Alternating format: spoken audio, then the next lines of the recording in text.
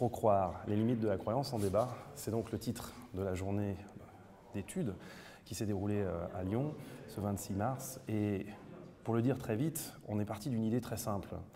L'idée que très souvent, aujourd'hui, on parle de croyance, on essaye de cerner un petit peu l'attitude des gens quand on parle religion à partir de cette notion.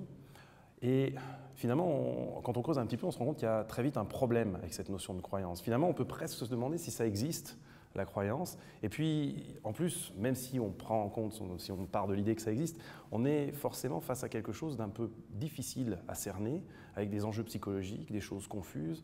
C'est finalement peut-être pas le bon mot. En tout cas, c'est l'hypothèse qu'on a voulu poser au départ aujourd'hui.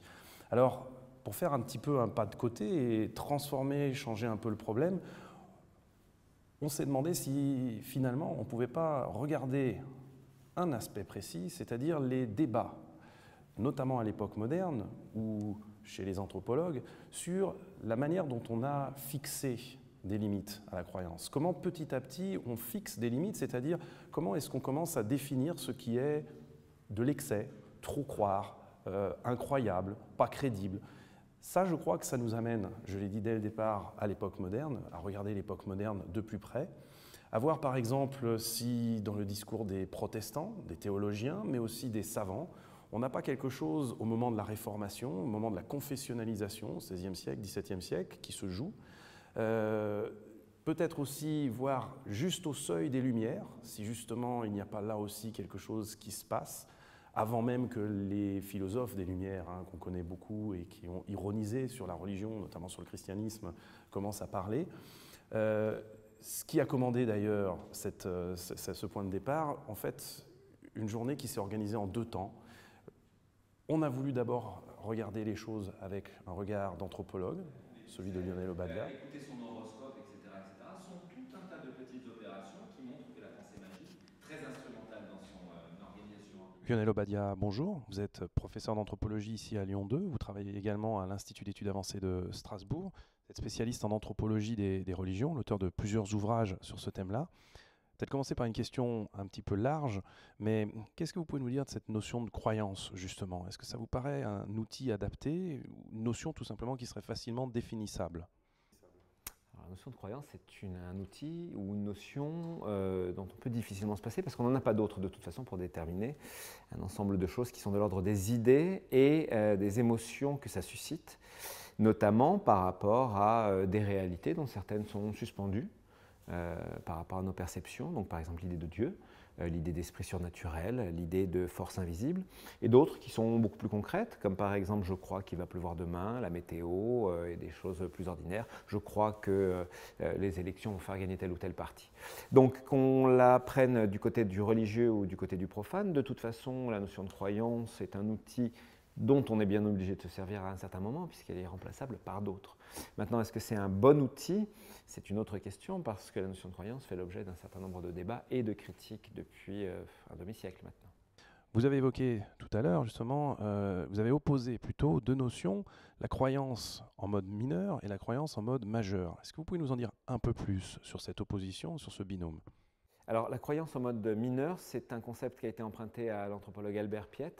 Le croire en mode mineur, selon Albert Piet, c'est un croire qui est le croire à l'échelle du petit, à l'échelle des petites choses qui se déroulent dans un rite. Par exemple, lorsqu'on est dans une activité religieuse, il y a plein de choses qui sont marginales, qui sont secondaires, sur lesquelles l'attention doit se porter et qui fait que, par exemple, dans un grand rituel, les gens sont souvent ailleurs, discutent avec le voisin, ils sont là sans être là, ils sont croyants sans être véritablement des croyants, Dieu, ils y croient, mais ce n'est pas le personnage le plus important de leur existence. Alors cette croyance en mode mineur, elle vient rompre ou elle vient en diffraction avec une croyance en mode majeur, qui est celle officielle de l'Église ou de l'organisation religieuse, qui voudrait qu'à des dogmes correspondent un certain nombre de représentations bien inscrites dans nos têtes. Alors, en l'occurrence, ce n'est pas le cas. Donc la croyance en mode mineur, ça a cet avantage de pouvoir restituer à l'analyse toutes ces petites choses qu'on fait réellement lorsqu'on est dans du religieux ou dans du rite et qui ne sont pas intégrées dans la dogmatique. Dernière question. Comment interpréter aujourd'hui le fait qu'on n'a jamais autant parlé de la notion de croyance, justement, on ne s'est jamais autant interrogé sur la croyance, sur le retour du religieux, alors même, pour le dire vite, que les églises sont vides. Oui. Alors, religion et croyance ici suivent une même trajectoire historique dans nos idées, dans nos esprits. C'est celle de cette espèce de relégation qui fait que plus ça sortirait du monde social et culturel, plus ce serait intéressant pour les scientifiques. Alors, on peut se poser la question de savoir jusqu'à quel point, dans ce phénomène-là, il n'y a pas du côté des milieux savants, des milieux académiques, une volonté de retrouver quelque chose qui les intéresse et qui est en train de se dissoudre sous leurs yeux, donc une certaine manière de le perpétuer en disant si, il reste de la croyance, il reste de la religion. Une autre chose serait que cet intérêt pour quelque chose qui est déjà du passé, puisque les croyances et la religion sont considérées pour les défenseurs du modernisme le plus moderne comme des choses en cours de dilution, en cours de disparition. Et donc pour eux, on a déjà un objet du passé qui est mieux saisissable pour la pensée de l'historien, de l'anthropologue ou du sociologue, et ne participerait pas à ce mouvement aussi de quelque chose qui est de l'ordre de la réinvention de la religion et de la croyance, c'est-à-dire qu'on en parle tellement dans les milieux académiques et dans les médias que maintenant on voit de la croyance partout, alors qu'il y a quelques années on n'en voyait nulle part. Et puis, regardez aussi du côté donc, spécifiquement du monde réformé, luthérien, protestant, calviniste aussi, et regardez par exemple les scientifiques comme les médecins, voir comment leur discours évolue au XVIe, XVIIe siècle, autour justement de ce qu'il est convenable, possible de croire. J'ai intitulé mon intervention « Les signes qui ne trompent pas », avec en sous-titre « Réformation luthérienne et sémiotique nouvelle, XVIe, XVIIe siècle ». En fait, mon idée, c'était de tenter une exploration. Alors c'est forcément un travail un peu inachevé et difficile à articuler en quelques minutes comme ça, mais je voulais tenter de comprendre un peu mieux, de cerner un peu mieux les changements qui étaient apparus avec l'irruption brutale au début du XVIe siècle du discours luthérien, je dis bien luthérien, pas plus largement protestant, et de voir ensuite l'évolution que justement la théologie, les premières formules de Luther avaient induit sur certain nombre de discours et voir si on pouvait articuler notamment ça avec certains discours savants jusqu'au XVIIe, en allant jusqu'au bout de la confessionnalisation, du processus de confessionnalisation vers la fin du XVIIe siècle. Il y a peut-être d'abord une première idée reçue sur laquelle il faudrait revenir, c'est le lien qu'on fait souvent. Alors c'est vrai que maintenant certains historiens critiquent ça depuis assez longtemps, mais sur le lien qu'on fait assez souvent entre le protestantisme, notamment le luthéranisme, et le désenchantement du monde. Comme si en fait, voilà, Luther avait été une espèce de symbole de la rationalité, de la modernité, et qu'avec lui, avec tous ses disciples, avec le protestantisme, eh bien en fait, l'attitude typiquement moderne de rationalisation, de rejet des superstitions, de rejet de l'excès en matière de croyance, eh bien c'était accéléré, avait trouvé vraiment là, les gens qui la défendaient. Ce qui est amusant, c'est de voir l'écart qui existe, par exemple, entre le discours officiel des théologiens, qui condamnent l'usage de l'eau bénite comme une superstition, et l'attitude des fidèles. Au moment où les pasteurs, du coup, donc, instaurent la réformation luthérienne, on voit qu'en même temps, en réaction, en quelque sorte, les fidèles eux, développent le thermalisme. L'eau reste quelque chose qui peut guérir, presque sans doute quelque chose que Dieu a amené sur terre pour leur permettre de se soigner, de se guérir. Donc on voit que, quelque part, il y a un désenchantement, mais il n'y a pas non plus une démystification complète. La matière reste quelque chose qui peut être plus ou moins, en quelque somme, en sorte, habité ou en tout cas qui peut avoir encore un rapport avec le sacré. L'autre aspect intéressant, c'est qu'avec Luther, le diable devient omniprésent. La nature, le monde physique se retrouve saturé par la présence du diable. Alors, omniprésence, mais alors en fait d'une manière un peu différente quand même de ce qu'est cette présence chez les catholiques, puisque c'est plus quelque chose qui s'inscrit dans le corps avec des symptômes qui s'expriment, par exemple, qu'on peut exorciser, comme chez les catholiques, mais c'est quelque chose qui littéralement envahit toute la nature. Et ça, c'est intéressant et important parce que je crois que beaucoup plus que chez les catholiques, et là, il y a peut-être une inflexion proprement luthérienne, finalement, il n'y a plus de miracle, le diable est partout, et donc finalement, à l'arrivée, pour le dire un peu bêtement, la nature est totalement confuse, illisible, indéchiffrable. C'est important, je crois, parce que c'est ce qui forme un contexte. Alors je résume les choses un peu rapidement, mais c'est ce qui forme un contexte très particulier qui va pousser les savants dans d'autres domaines. C'est la question de l'articulation entre la confessionnalisation et la science, question qui est très complexe, que je ne prétends pas traiter là en quelques secondes. Et je pense que c'est donc le contexte à l'intérieur duquel certains discours savants vont être obligés de se recomposer, de dévier, de se réinventer un tout petit peu. On voit en effet les médecins prendre énormément de place, d'abord dans le discours abstrait théorique, parce que ce n'est pas forcément des médecins qui d'ailleurs valident ce qu'ils disent par des résultats, c'est plutôt des médecins, des théoriciens de la médecine dont on parle. On voit des médecins qui essayent de concilier le rejet du merveilleux, une partie de la théologie, des injonctions venues des théologiens donc luthériens, mais aussi des médecins luthériens donc, qui essayent de concilier ça avec ce qu'il y a de nouveau, par exemple, dans les découvertes, l'anatomie, le microscope, etc. Et puis qui essayent aussi, pour concilier tout ça, de faire appel aux traditions comme les théories hippocratiques ou bien Galien, des choses comme ça qui viennent de l'Antiquité. Ce qui est frappant, c'est que ce discours médical va s'imposer, et notamment au sein des tribunaux dans l'Empire. Au fil du XVIIe siècle, ce sont en effet de plus en plus les médecins qui sont appelés comme experts lors des procès pour porter un diagnostic sur des personnes qu'on accuse d'être possédées. On voit évidemment que c'est tout un pan du discours savant, c'est tout aussi une manière de juger les croyances populaires, de juger certains cas qu'on jugeait avant de sorcellerie ou de possession, qui a totalement évolué. Qui pouvait expliquer les phénomènes du type de ceux dont Jonas explicite le fait que, je cite, son... Antoine Sardechny, bonjour. Vous avez effectué votre thèse de doctorat à l'EPHE à Paris, vous travaillez également en Suisse, à l'université de Neuchâtel notamment.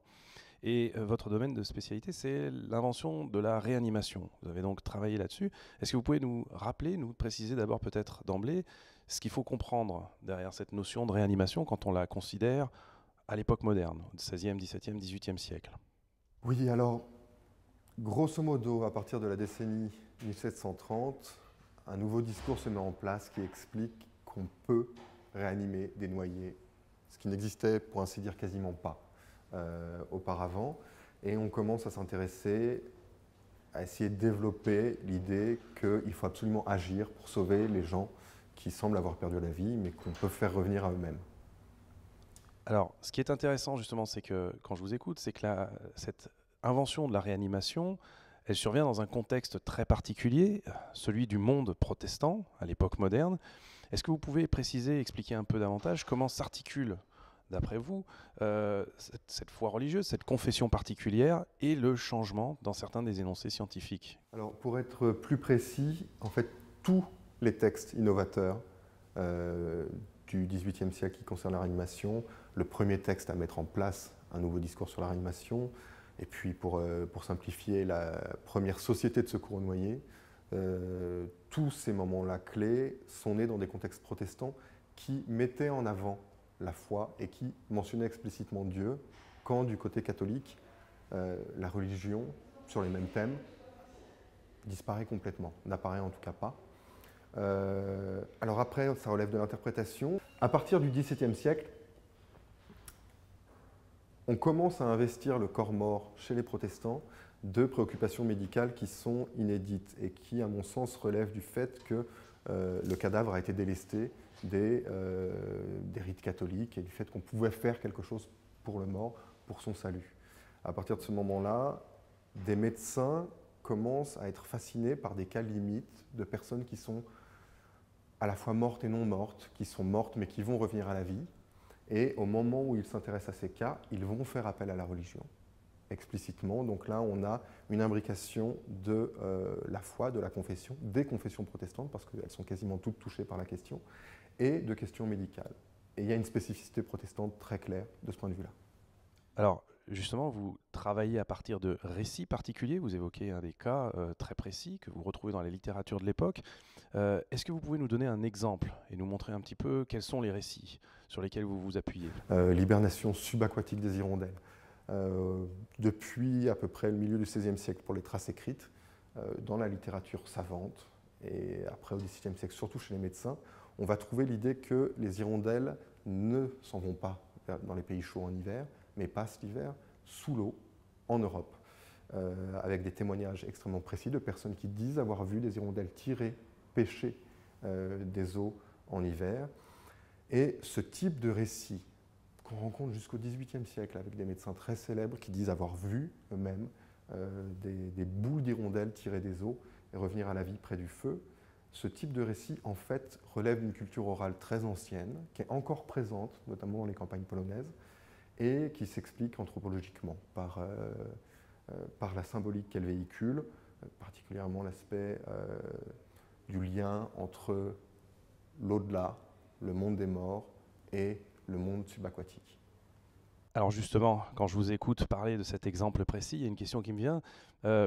Comment est-ce qu'un chercheur se positionne? Comment est-ce qu'il doit se conduire face à des récits qui, d'emblée, à notre époque, à nous paraissent forcément grotesques et nous font sourire?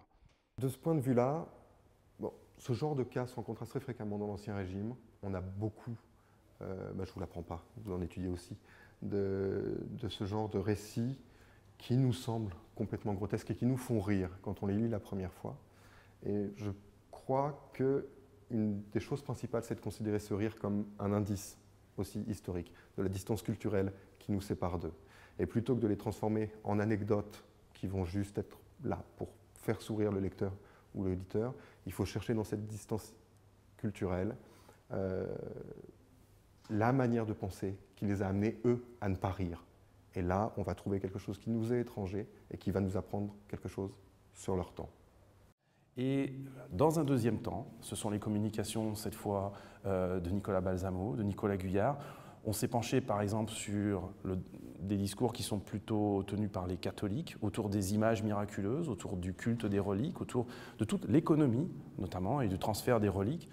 Se mettre à la merci des protestants et de prêter le flanc à l'accusation d'idolâtrie, qui ne manquera pas d'être proférée, ou vouloir... Bonjour Nicolas Balsamo, vous travaillez en Suisse à l'Université de Neuchâtel, vous êtes un spécialiste des miracles à l'époque moderne. Vous avez parlé aujourd'hui plus spécifiquement du culte des images, surtout les images de la Vierge dans le catholicisme au XVIIe siècle. Question un peu directe pour commencer, est-ce que vous diriez que le culte justement des images de la Vierge au XVIIe siècle relève de l'idolâtrie ? Non, je crois que si c'est l'idolâtrie au sens vraiment propre du terme, c'est-à-dire croire que le morceau de bois, de pierre, le tableau qu'on adore est un dieu, que l'image est ce qu'elle représente, on ne peut pas vraiment, je crois, parler d'idolâtrie. De ce point de vue-là, l'idolâtrie au sens vraiment strict du terme est un phénomène assez rare. Les anthropologues qui s'y sont intéressés n'en ont trouvé qu'assez peu de traces. Les sociétés où vraiment on confond l'image et ce qu'elle représente sont somme toute assez rares. Dans le cas du catholicisme moderne, il y a évidemment les principes, la théorie, c'est-à-dire la théologie qui postule une séparation radicale entre d'une part l'image et d'autre part ce qu'elle représente, le signifiant et le signifié. L'adoration des fidèles ne devant s'adresser qu'à ce que l'image représente et jamais à l'image elle-même qui n'a pas de valeur en soi. Après, évidemment, dans la pratique, les choses sont un petit peu plus compliquées et quand on regarde un peu les textes qui justement décrivent les pratiques et les croyances, on s'aperçoit qu'il y a parfois une zone grise, un certain nombre de confusions avec des fidèles qui ne distinguent pas toujours l'image, soit pas l'image de ce qu'elle représente, ou alors qui ont tendance à considérer que l'image elle-même est un peu plus qu'une simple représentation. En parlant des rites et des croyances à l'époque moderne, on a souvent opposé les élites aux simples fidèles. Est-ce que vous diriez que votre étude confirme l'existence de ce fossé ? Alors, oui et non. C'est-à-dire qu'effectivement, entre le paysan du Rouergue et le théologien de la Sorbonne, il y a un fossé culturel. Après, on ne peut pas non plus parler, comme on l'a fait dans les années 60-70, d'une religion populaire qui serait complètement différente, autonome et qui n'aurait rien à voir au fond avec ce qu'on pourrait appeler le christianisme officiel. En fait, tout montre que les lignes sont plus floues, que, par exemple, si on parle en termes de distance culturelle, et notamment en ce qui concerne le culte des images, la distance qui sépare, toujours on va dire, le paysan rouergat de son curé est beaucoup moins grande que celle qui sépare ce même curé d'un théologien de la Sorbonne, et que les deux premiers vont partager un certain nombre de croyances et de pratiques qui ne seront pas toujours partagées par le troisième. Et de ce point de vue-là, il n'y a pas vraiment de ligne de partage des eaux extrêmement nette qui séparerait les lettrés des illettrés, les clercs des laïcs, les citadins des ruraux. Cette ligne est mouvante et on va avoir des clercs qui vont mettre en œuvre des pratiques et des croyances que d'autres clercs vont condamner. Mais alors, justement, lorsque les élites ecclésiastiques font face au culte, à ce culte des images miraculeuses, quels sont en fait les défis auxquels elles doivent faire face ? Oui, alors elles se retrouvent en quelque sorte à combattre sur plusieurs fronts. Nous sommes à une époque de fragmentation religieuse de l'Europe, donc il leur faut à la fois répondre aux critiques des protestants qui accusent les catholiques d'idolâtrie. Donc il faut rester ferme, on va dire, sur les principes et distinguer toujours pour les théologiens catholiques l'image de ce qu'elle représente et l'idée que l'adoration des fidèles ne s'adresse qu'à l'être surnaturel qui est représenté dans l'image et pas à l'image elle-même. Mais d'un autre côté, il faut bien tenir compte de la réalité des pratiques, qu'il n'est pas possible de vouloir plier purement et simplement à la théorie, voire même de supprimer. On sait l'importance qu'a une institution comme le pèlerinage dans le catholicisme moderne. Or, le pèlerinage, il est en pratique une forme de distinction entre les images. Toutes les images ne se valent pas. Il y a des images qui sont considérées comme miraculeuses et d'autres non. Et parmi ces images miraculeuses de la Vierge, qui se comptent par centaines, par milliers dans le catholicisme moderne, certaines sont plus réputées que d'autres et par conséquent attirent plus de fidèles, du coup qui donnent à l'image elle-même, et non pas à ce qu'elle représente, c'est toujours la même Vierge qui est adorée partout, on va dire. Mais c'est un certain nombre d'images vont se trouver parées d'une importance, de caractère, d'une puissance que d'autres images n'ont pas. Et de ce point de vue-là, la situation des théologiens et de tous ceux qui sont chargés de dire les choses qui doivent être crues et faites est assez compliquée, car il leur faut concilier à la fois les grands principes et tenir compte de la réalité des pratiques. Des croyances et des superstitions, un prisme assez fini. Et tout comme Nicolas, je m'intéresse aussi à un objet. Bonjour Nicolas Guyard, vous êtes membre du LabEx Commode ici à Lyon et vous avez débuté un travail de recherche, travail de doctorat sur la diffusion des reliques des catacombes à l'époque moderne. Est-ce que vous pourriez peut-être commencer par nous en dire un peu plus sur le contexte, sur votre point de départ, pour qu'on comprenne bien de quoi il s'agit? En effet, en 1578, un peu par hasard, des ouvriers redécouvrent à Rome l'entrée des catacombes romaines qui avaient été oubliées depuis l'Antiquité et mettent à jour ainsi les corps de plusieurs dizaines de milliers de chrétiens enterrés donc, depuis l'Antiquité. Et c'est un matériau extraordinaire mis à la disposition des autorités catholiques romaines qui vont s'empresser de le diffuser dans l'ensemble de la catholicité jusqu'au milieu du XIXe siècle. Et de quelle manière exactement les autorités ecclésiastiques régulent-elles cette diffusion des reliques? Comment est-ce qu'on peut parler finalement de la construction, de la constitution d'une norme? Les autorités romaines en profitent pour répondre à différentes critiques qui apparaissent au XVIe siècle, que ce soit de la part des réformés protestants ou même à l'intérieur de l'Église catholique, pour assurer un contrôle autour des dévotions des reliques et surtout en assurer leur authenticité. L'extraction des reliques est largement contrôlée. Elle est authentifiée par le vicaire général de Rome. Puis la relique est insérée dans un contenant très précis, en bois, une caisse nommée capsula, à laquelle est associé un authentique qui certifie l'identité de la relique et fermée par le sceau du vicaire général de Rome. Et donc on assiste à la diffusion de ces petites boîtes, ces capsulas, toutes identiques dans l'ensemble de la catholicité sur près de 300 ans. Qu'est-ce qui permet d'authentifier une relique? Alors, on authentifie ces reliques par différents symboles qui sont présents sur le lieu d'extraction, les sépultures des martyrs des catacombes. Principalement la présence d'une palme, qui est le symbole du martyr, et puis également la présence à l'intérieur de la sépulture d'un vase de sang, le sang du martyr enterré dans ce lieu. Et pour terminer, finalement, puisque Lyon est un petit peu votre terrain de départ, qu'est-ce qu'on peut dire de la spécificité de la place de Lyon dans ce système de diffusion? Alors Lyon, en effet, reçoit un certain nombre de ces reliques des corps saints des catacombes. J'en ai comptabilisé 174 pour un grand XVIIe siècle. Mais à Lyon, on fait le constat d'un échec relatif, puisque la mention de ces catacombes romaines renvoie directement, pour les autorités ecclésiastiques lyonnaises, à l'histoire de la ville et de l'histoire ancienne de ce haut lieu de la catholicité en France. Lyon redécouvre à son tour au XVIIe siècle ses propres catacombes, redécouvre son propre martyrologe, ses propres martyrs et s'empresse par différents cultes de les mettre en avant. Donc ce sont les cultes de Saint-Irénée, Saint-Potin, Saint-Just qui connaissent un nouveau succès au XVIIe siècle. Et ce qui est intéressant, c'est de voir que à la fois les agents qui diffusent les corps saints des catacombes romaines, les ordres de la Contre-Réforme, les jésuites, les capucins, les minimes, vont également promouvoir ces martyrs lyonnais.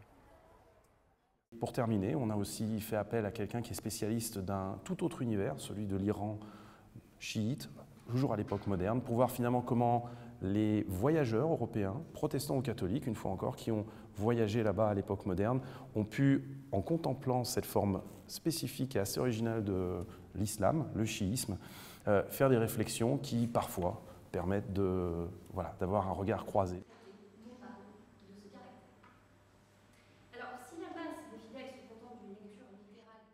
Première question d'abord à une historienne. Sur quelle source exactement travaillez-vous ? Alors, nous avons la chance pour l'histoire safavide de pouvoir travailler sur de nombreuses relations de voyageurs occidentaux. Beaucoup de marchands, d'ambassadeurs sont partis en Iran au début du XVIIe siècle grâce à l'ouverture progressive du pays par Shah Abbas. Cette ouverture était voulue pour de nombreuses autres raisons que simplement le dialogue avec les Occidentaux. C'était notamment des raisons diplomatiques et commerciales qui ont permis cette ouverture, mais ça s'est traduit sur le plan religieux par l'arrivée notamment de missionnaires sur le territoire safavide. Est-ce que ces voyageurs perçoivent véritablement l'originalité de l'Iran chiite ? Alors, autre originalité, justement, l'islam chiite apparaît à bien des égards au XVIIe siècle comme une religion nouvelle pour les Européens. Ils sont davantage habitués, bien sûr, aux préjugés et aux fantasmes liés à l'islam des infidèles, l'islam sunnite. Donc, par bien des égards, l'islam chiite apparaît comme une religion encore à découvrir. Beaucoup de voyageurs et de missionnaires vont s'atteler, bien sûr, à la description des croyances et superstitions liées à cette religion. Vous avez parlé de croyances, mais quel regard exactement posent ces voyageurs sur les croyances populaires qu'ils observent ? Alors, beaucoup de missionnaires et de voyageurs ne vont pas vraiment observer les croyances populaires. Lorsqu'ils arrivent en Iran, les théologiens, les missionnaires, vont s'atteler plutôt à la découverte de la théologie chiite et vont engager un dialogue très soutenu avec les théologiens iraniens, souvent du clergé oussouli. Donc ça va donner lieu davantage à des débats théologiques entre missionnaires chrétiens et théologiens de cette religion. Pour autant, il existe quand même de nombreuses croyances populaires en Iran, et notamment liées au caractère sacré de la personne du souverain. Un certain nombre notamment de pouvoirs thaumaturgiques lui sont attribués. Cela va donner lieu d'ailleurs à des commentaires relativement ironiques de la part de ces voyageurs. Il consistait à toucher ces taches. Et elles se sont pratiquement effacées. Je ne sais pas si vous voyez sur la photo, on voit que tout le monde a frotté pendant des siècles ces taches. Ce qui permet aujourd'hui